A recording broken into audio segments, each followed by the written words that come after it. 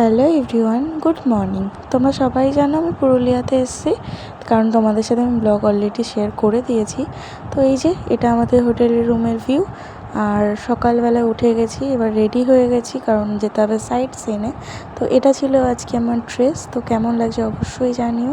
দেন আমরা নিচে চলে যাবো ব্রেকফাস্ট করতে। তো আমাদের ব্রেকফাস্ট কমপ্লিমেন্টারি ছিল আমাদের সাথে। তো আমরা ভালো করে ব্রেকফাস্ট করে আমাদের না পুরুলিয়া আমরা আরেকদিন স্টে করব। তো সেই জন্য আরেকটা মানে কটেজ টাইপ নেওয়া হয়েছে। তো আমরা খাওয়া দাওয়া করে সেই কটেজে চলে যাবো। ওটা আমাদের হোটেলের একদম অপোজিট দিকেই ছিল। আর এই দেখো কটেজটা কতটাই সুন্দর, আমরা এই কটেজেই ছিলাম।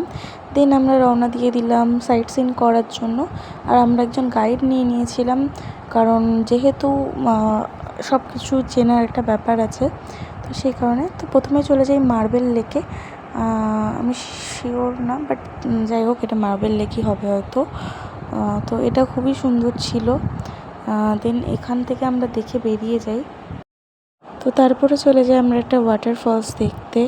আর এখান থেকে অনেক সিঁড়ি আমাদেরকে নামতে হবে, তারপর উঠতে হবে। তো অতগুলো সিঁড়ি নেমে কষ্ট করে আসার পর না এই ভিউটা দেখার পর একটা আলাদাই শান্তি লাগছিল। আর সত্যি কথা বলতে পাহাড় যতটাই দেখতে সুন্দর ততটাই কঠিন।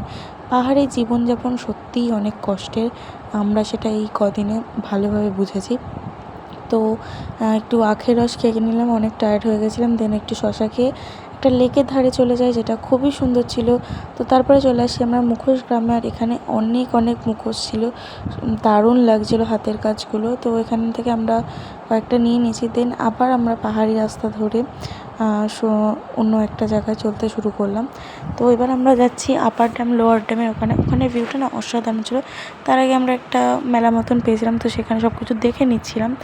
তো এই যে পাহাড়ি রাস্তা ধরে চলতে থাকছি আমরা, খুব সুন্দর ভিউ নিতে নিতে। আর সত্যি কথা বলতে পাহাড়ের ভিউটা না মোবাইলের ফোনে ফটো তুলে বা ভিডিও করে বোঝানো যায় না। ওই ভিউটা চোখের সামনে থেকে যতটা সুন্দর না, মোবাইলে অতটা বোঝানো যায় না। তাও তোমাদের সাথে আমি যতটা পেরেছি চেষ্টা করেছি শেয়ার করার জন্য।